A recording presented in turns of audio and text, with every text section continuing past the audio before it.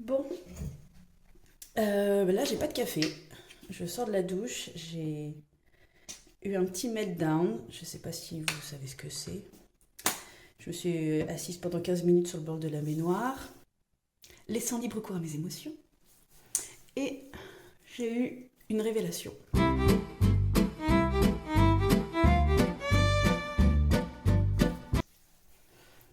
En gros, je me suis rendu compte que j'étais souvent déçue. Je vous avais fait cette vidéo où je vous disais que ça collait pas, ce qui se passait dans ma vie collait pas avec comment je le voyais dans ma tête. Et que dans ma tête c'était toujours beaucoup plus beau, etc. Comme dans les films, blablabla. Je scénarise très bien, je suis très forte pour ça. Avec la bonne musique épique qui va bien, les ralentis et tout ça. Enfin, même mes rêves sont comme des films, c'est tourné comme des films mes rêves, c'est un truc de fou. Je sais pas si ça vous le fait à vous aussi. Parce que j'ai différents types de rêves. Bref.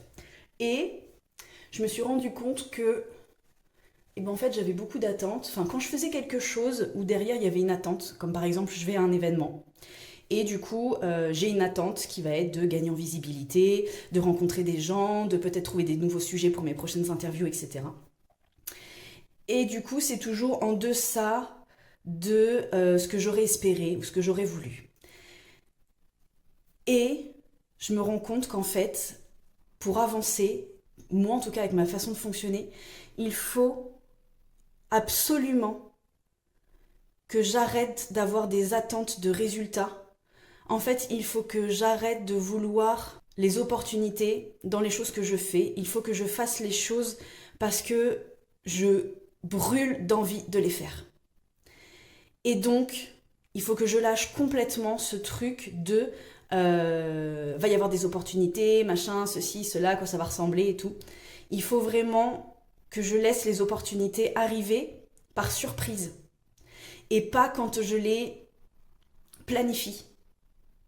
Parce que si elles n'arrivent pas, et spoiler, souvent ça n'arrive pas quand moi je le scénarise, mais du coup je suis déçue, j'ai l'impression de ne pas avoir avancé, j'ai l'impression d'être nulle, j'ai l'impression que je sais pas si j'ai gagné quelques followers au lieu de je m'étais dit j'en gagnais 200 dans le week-end et en fait j'en ai gagné 15, et ben en fait je vais pas être contente des 15 alors que 15 personnes de plus c'est quand même juste énorme en fait. Donc je pense qu'il est vital, urgent, primordial d'arrêter d'attendre les opportunités. Elles vont arriver de toute façon. Je le sais. Donc au lieu de les planifier et de me dire est-ce que du coup je fais ça, tel événement, là j'ai le cas pour un événement le week-end, non pas le week-end prochain, dans 3 semaines, où du coup ça concordait avec d'autres choses dans mon planning, du coup j'étais là bon je vais annuler les autres choses parce que c'est plus avantageux, c'est plus rentable, il y a plus d'opportunités possibles à aller à cet événement que de faire les choses que j'avais prévu de faire à ce moment-là. Et donc du coup j'ai réfléchi comme ça et en fait ça coinçait de ouf, c'est-à-dire que les choses n'étaient pas claires et puis j'avais des informations qu'à moitié, donc du coup je pouvais pas clairement planifier le week-end A ou le week-end B. Et donc du coup, avec ce même recul, je me suis dit, mais en fait, il faut que tu fasses ce que tu as vraiment envie de faire. Est-ce que tu as envie de la faire vraiment, cet événement, tu as envie de le faire? Et en fait, j'ai envie de le faire pour aller rencontrer 2 personnes. Et pour aussi gagner en visibilité, etc. Mais en fait, j'ai beaucoup plus envie de faire ce que j'avais déjà prévu à la base. Et ben en fait, je préfère annuler. Je préfère dire, écoutez, de toute façon, vos conditions ne concordent pas avec ce que moi je peux faire pour cet événement-là. Donc, moi, je force pas. Je préfère décliner l'invitation. On fera une autre fois s'il y a possibilité. Mais là, du coup, je décline. Et en fait, ça m'a soulagée.